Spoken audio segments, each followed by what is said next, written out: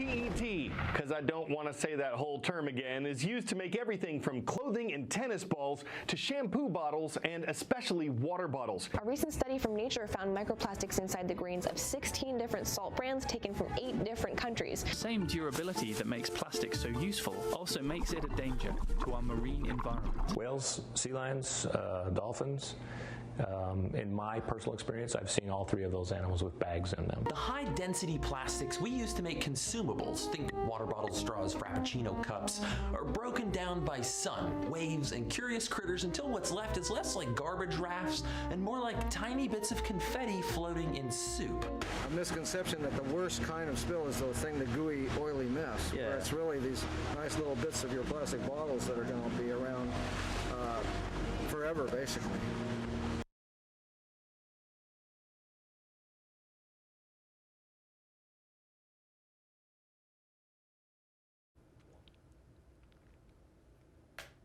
Hello everyone, I'm Rosie Hageman, a senior from Herricks High School, and welcome to a special edition of Teen TV titled Save Our Home.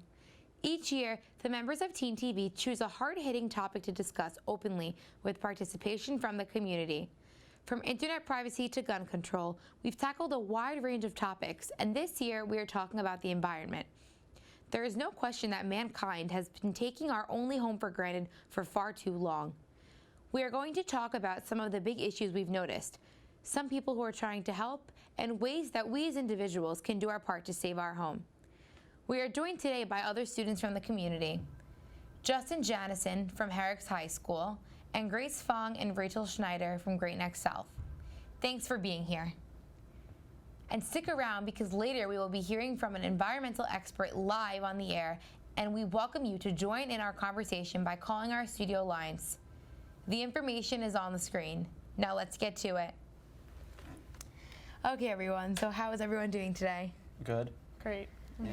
Let's start off with something small and work our way up to the bigger picture, plastic straws.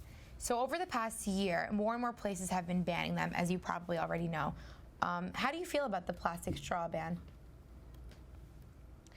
I'm definitely in favor of the plastic straw ban. I know like a lot of people are annoyed about it. When we go to different food places, people are upset when they see like the paper straws, but I'm in favor because just one small way we can help the environment, and it doesn't have such a big effect on our life, but it's going to have a huge effect on the planet. Yeah.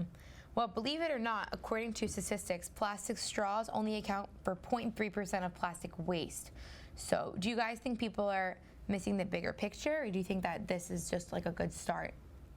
I think that this is actually a pretty good start for this because not only are we decreasing our reliance on plastic, it sets the path for like, okay, we don't need plastic for this. Where else in our lives can we not use plastic, rather than, oh, plastic is so vital to straws, when in actuality there's so many alternatives to what we can do without plastic. Like in your house, like you really, like most people don't drink out of a cup with a straw, you drink it like out of a cup. So now you're realizing, wait, in restaurants I don't need a straw. So what else can I do? Like maybe we'll stop using plastic cups for Starbucks drinks. Yeah. Like I agree. I feel like it's definitely like setting the tone for the future. Like now, even I'm becoming more aware of like my plastic use. Like when I make smoothies, I usually use a plastic straw, but not these days. I'm like, do I need the straw? You know. So a lot of reusable straws now too that a lot of my friends have. Yes. Yeah. That you can buy them in the store. And they're like cute. So that's There's making also I saw a pasta straw at a restaurant. Oh, really? Yeah, just like a big piece of pasta. Yeah. Wow. That's really interesting, because like it's, so wait, but can you like, you can't eat it after, right? No, because it's not cooked. Yeah. I know. But could you theoretically cook it later if you wanted to bring it home? It's and just then one pasta. Yeah, but wait, so that's one alternative to plastic straws. What are some other alternatives you guys have seen? Reusable straws, paper straws, right? I know Starbucks now has like some sort of lid. Strawless lids, but, yes. But that lid uses more plastic than the straw. So that's the tricky part. Is there really a point to that? Or, because you can, I mean, you don't, like for a lot of drinks, you don't really need the lid. The reason why, like I know why. Lids, because if you're in the car, it could spill everywhere. But Yeah, I don't really know much about the Starbucks lids. I just saw that they were helpful for the environment, so I'm not really sure what they're made out of. I mean, at my friend's temple, they have cups that they feel exactly like plastic, but they're made of like it's like not made out of plastic. It's made out of like, I think it's like corn or something. Oh. So I'm seeing on here it says bamboo straws too also. So I guess that's Yeah. another material that's now being used. yeah, instead and of that plastic. bamboo, it's not unlike paper. It's not gonna like, it may get like a little soggy, but it's not gonna like fall apart. Yeah. But that was the complaint with the paper straws from a lot of people. Like after, like in the beginning they're fine, but once you start drinking, by the end they get really soggy, and then you taste the paper in your mouth. So that bothered a lot of people. But paper overall is, I feel like, from what we're going to see, paper is a better option in comparison to plastic. I feel like we could sacrifice a little bit. Like it's not such an inconvenience. Not Exactly. like, Yes. If we want to save the environment, we're gonna have to sacrifice. Yeah. I agree. But once we like start living in a world where it's like that, like it's not gonna seem like a sacrifice. Exactly. Yeah. Because there's gonna probably be something else that's both good for the environment and probably much better to Yeah. actually get these. It may seem crazy now, but like think about like the guy who invented the straw. Yeah. Like think about how revolutionary that was. No, yeah, true. With the video of the sea turtle, we can see how easy it is for people to get a cause going with social media. This is great, and we'll talk more on the effect of social media later. But it seems like the straw crusade is missing the bigger picture. In the world, we use more than 500 million plastic straws every day. That's bad, don't get me wrong, but when it comes to things like plastic bags, 160,000 are used every second throughout the world. So that equals 13.8 billion plastic bags. So what are your thoughts and feelings on that? It's like a really big issue, and I know that in New York next year we're going to be using like paper bags or reusable bags. So hopefully that law will spread across the country. Yeah, I agree. I think that's a good law. The only flaw I see with paper bags is that people, you know how people just kind of don't like them because they just get wet, but like it's not really it's not really a complaint. Like they shouldn't be getting wet in the first place. Wait, what do you mean? Like with you know plastic? how like if you're walking out with the grocery store with a paper bag and it's raining, it's gonna get soaking wet and fall Oh apart. yes. So yes. So like They can That use a is, I didn't reusable even think of bag. that. Yeah. Yeah, the reusable bags too. They have Yeah. like made from recyclable material. Those I know But are also, popular. there are a lot of people who go like buy those reusable bags and then just leave and then, And then just never use them. I hear that so all does the that time. create People another forget. form of waste too? Yeah. No, that's a great I think point. plastic bags are such a Yeah, problem. they are Yeah. a huge Yeah. problem. Because they're everywhere you go, everywhere. And other states have started taking action before New York. I remember I was in like Massachusetts, Yeah. like maybe 2 years ago, in like Boston or Cambridge, and I went to a bookstore and I bought a book, and like I was going to carry it in my hand. I'm like, can I have a bag? And I forgot how much it was.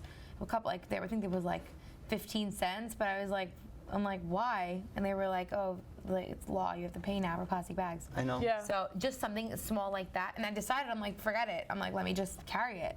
You know, I feel like something like that is already a step towards like Yeah. making the switch. I was at the Big Y near UMass Amherst, and at that store they have you can't get plastic. You could only get paper bags or reusable. Wow.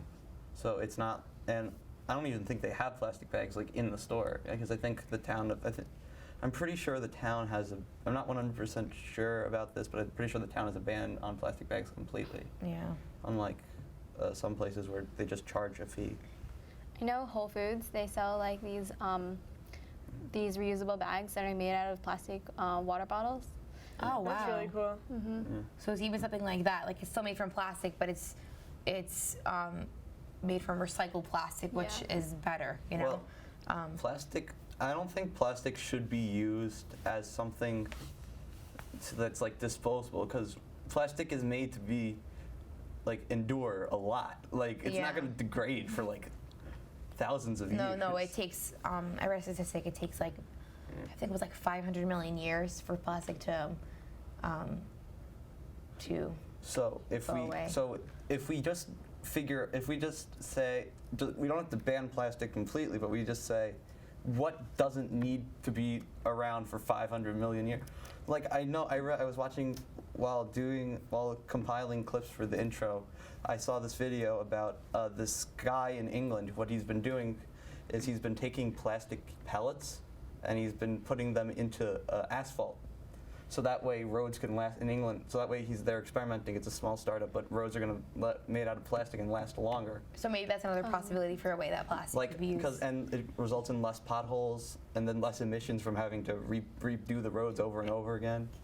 So that could be a great way. That's a great use for plastic. Whereas I actually never knew about that. That's interesting. Yeah. Single-use items such as like cups, you don't really need plastic for that. You can just get paper or some other material that won't be around for the next 100 million years. Yeah. Okay, so we can see here that there's some action being taken, and that's really great. But I want to talk about something I didn't know existed or understood at all until we started researching topics for this discussion. Garbage Island. So that's right. There is something called the Great Pacific Garbage Patch. I find this appalling, but let me read you some facts. So the Great Pacific Garbage Patch is located between California and Hawaii. It is the largest accumulation of garbage in the ocean on the planet. It measures 1.6 million kilometers squared, which is 3 times the size of France. And in it is 1.8 trillion pieces of plastic, which is equal to 250 for each human on Earth. And there's 80,000 tons of garbage. And what's interesting is 92% of the mass is made up by larger objects. So. Wow. Yeah, we learned about this in environmental science last year. And it's insane. I had never even heard of this before. The videos are like, you don't even believe it. It's so much garbage just sitting there going in circles, I guess, because of the, what is it called, with the waves, because like of the tides. Yeah, the currents and the tides. It stays in a never-ending cycle of like circulating garbage, and it's so bad. It's like makes me so sad, like that. Yeah. We're just destroying the planet. I know, and like we can see it. That's all a result of. And people are complaining about paper straws. No joke. Even in like the pictures, it's even larger than that in real life. So it's insane. Can you imagine 3 times the size of France? Like that's massive. But it's also floating. It's not like it's piled, like it's not like when people tend to think of it, some people say, think of it as like, this huge pile. It's floating in the ocean. It's floating because it's plastic. It's not going down. I think that's one of the big problems with this whole thing. That's the issue. Because if it was going down, then you wouldn't see it, and it wouldn't end up anywhere where it could cause. Well, what's happening is depending on like it's like density. Sometimes the plastic that does maybe move down more, like it's causing sea creatures to suffocate on plastic. I'm sure you guys have heard so much about that, like Save the Sea Turtles, like all that whole movement. And it's like affecting them really badly. And it's so sad how so many people don't realize like that this is happening, So that's why I think it's definitely important that action's being taken. Everybody and people are exactly. There's an organization that has set out to help with this problem. It's called the Ocean Cleanup, and it is set out to clean up the over 5 trillion pieces of plastic currently in our ocean. So for anybody who wants to donate to this cause, the website is on the screen, www.theoceancleanup.com. Yeah, I know that they take like they invented like some sort of like skimmer thing that's going to go across the ocean. Yes, and, like, so how it works is they're big ships surrounded by netting that goes like a certain depth below the ocean, and what it does is it collects, like as it moves through like the waves, it collects these pieces of garbage and like traps them in the net. So their goal is to completely eliminate the plastic by 2020. So the amazing thing is that this ocean cleanup method was founded by a 16-year-old Dutch student named Boyan Slat. So by 2020, the project will be fully up to scale and set out to clean the garbage patches. How do you guys feel about this? Are you optimistic that they're going to complete it in that time? I'm optimistic, but I feel like 2020 is kind of like a stretch because 2020 is only like it's like next year. Next year, and it's like there's so much garbage in the ocean that I don't know if they can clean it up by next year. Wow. But I think like we need to take immediate action because. Wait, does it say it's going? clean it by 2020, or just be ready to clean it? But they need the funding first, right? Yeah, no, I definitely think it's going to be difficult to complete it in that time period, but I think if they keep on going, it'll be possible. We're going to be taking a brief break for a PSA by one of our own PATV students, Corey Sang. But stick around, because in just a few minutes we will hear from our environmental expert, and we are going to open the phone lines to the viewers to join in the conversation as well. Please enjoy this PSA, like I said, produced by TVTV's own Corey Sang.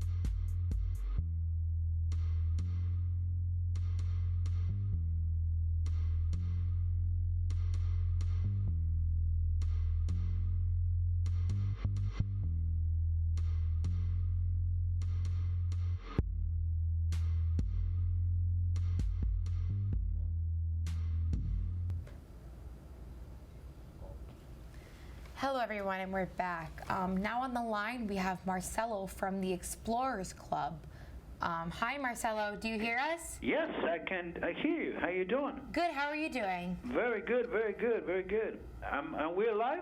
Yes, we're live. Thank you so much for calling today. No, thank you for doing an excellent job on this so important topic as plastics. And I just want to tell you a little story about the deepest part of the ocean. It's called the Marianas Trench, and it was visited only 3 times by humankind. The first time was visited in 1960 by Don Walsh and Picard. Then in 2012, James Cameron was the 3rd person to went to the deepest part of the ocean. I mean, you have to imagine it's 7 miles deep. So the amount of pressure that you have there is like unimaginable. But the problem is that it's the most isolated part of planet Earth. I mean, nobody went there, just 3 people. And now, just recently, Victor Vescovo, another member of our club, the Explorers Club, by the way, that we have a flag. That flag has been in the deepest part of the ocean, as I just said, and the highest mountains. It was the first one to go to the moon, the first one to go to the South Pole, to North Pole. So Victor Vescovo, a few weeks ago, went back to the Marianas Trench, and he set another record. And guess what he found down there? What'd he find? Plastics. Oh my gosh, wow. Plastic. The most isolated place in the world, and he found plastic. I mean, what you guys are doing is incredible because we need to bring awareness. I mean, there's so much plastic that we throw every single day to the ocean that the fishes are eating them, and we are eating the fishes. So it's terrible. It's terrible. It's terrible in every single sense. There are whales being beached as we speak every day, and when they open them, they find only plastic inside. So it's a big problem that we need to solve collectively as humans. So what do you think? Yes, I agree. That is insane. Like, that just goes to show you how much How big a problem it is. Yeah, and how it's really taken over, and the severity of it. And it's also important to understand. I mean, I look in my office right now, and I'm surrounded by plastic. I mean, so the little things that we take for granted, if you look around the studio, probably you will find that a lot of things are plastic. So we have to start thinking differently.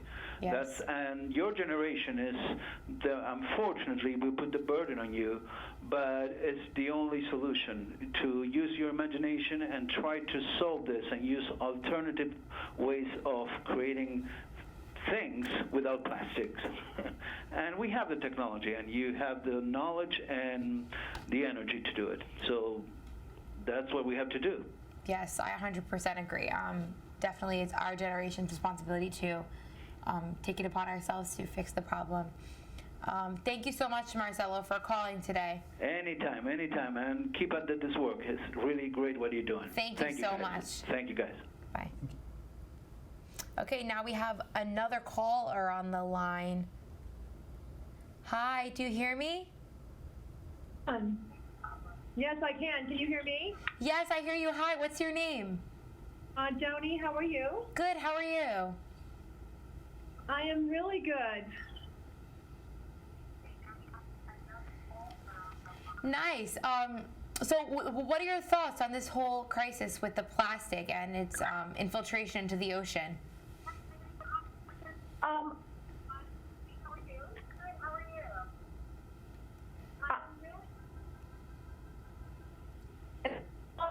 Sorry, we're having some technical difficulties.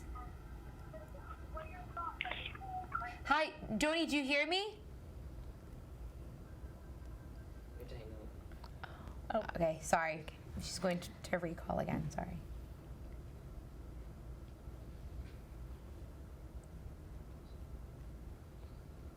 Another call. Okay, another call on the line. Hi, do you hear me? Yes, hello. Hi. Hi. Hi, what's your name? Yes, I hear you. Christina Tran. Hi. Hi. Thank you so much for calling. Oh, yes. What are your thoughts on this whole crisis with the plastic? Well, I kind of think like the ending of the one-time use plastic bag, that's just a small solution to the whole problem, because there's so much garbage and wrappings in so many items. But you can buy a toy and you'll get like 30 pieces of wrapping relating to that with wires and everything. And actually, with single-use plastic bags, I often actually recycle the plastic bags myself, like by reusing them or using them as garbage bags and things like that. So I would have to actually buy brand new garbage bags to replace the garbage bags I no longer get from the markets. Wow, yeah, no, in my house we do same thing with the reusing of the plastic bags.